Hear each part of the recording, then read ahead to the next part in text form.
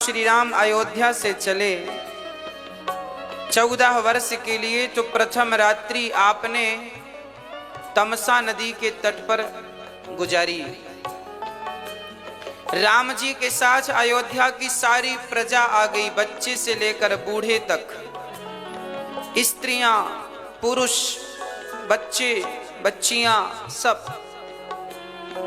राम जी को लगा कि यदि ये सारे लोग मेरे साथ यूं ही चलेंगे तो मेरे साथ इन्हें भी बहुत सारा कष्ट उठाना पड़ेगा। तब अयोध्या वासी सभी राम के साथ वहीं पर नदी के तट पर विश्राम करने लग गए। बालू थी नदी के किनारे, बालू पर सब सो गए। रात्रि को भगवान ने जाग कर देखा, सब सो रहे थे। भगवान ने देखा कि जाग कौन रहा है, सब सो रहे थे, बस लक्ष्मण जी जाग रहे थे, सुमंत्र जी जाग रहे थे और माता सीता जाग रही थी। इनके अतिरिक्त सब सो रहे थे। तो जितने जाग रहे थे राम जी ने उतनों को रथ पर बिठाया और आगे चल पड़े। लक्ष्मण जी ने कहा, प्रभु ये आपकी प्रजा सो रही है, क्या इन्हें भी उठा दूं? राम बोले, लक्ष्मण इन्हें मत उठाओ। क्यों भगवान? राम ने कहा कि यदि इन्हें उठा दोगे तो जितना कष्ट हमें उठाना है, बेचारे इन निर्दोष भक्तों को भी कष्ट उठाना पड़ेगा। इन्हें मत उठाओ, ये सो रहे हैं, इन्हें सोने दो। लक्ष्मण जी ने कहा, वाह प्रभु, सोते हुए को आप ऐसे छोड़ देते हैं। लक्ष्मण जी ने कहा, प्रभु यदि मैं सो रहा होता तो आप तो आज मुझे भी छोड़कर चले जाते। उस दिन लक्ष्मण जी ने संकल्प लिया, प्रतिज्ञा की कि आज से जब तक मैं राम के साथ रहूंगा सेवा करने के लिए, तब तक मैं सोऊंगा ही नहीं।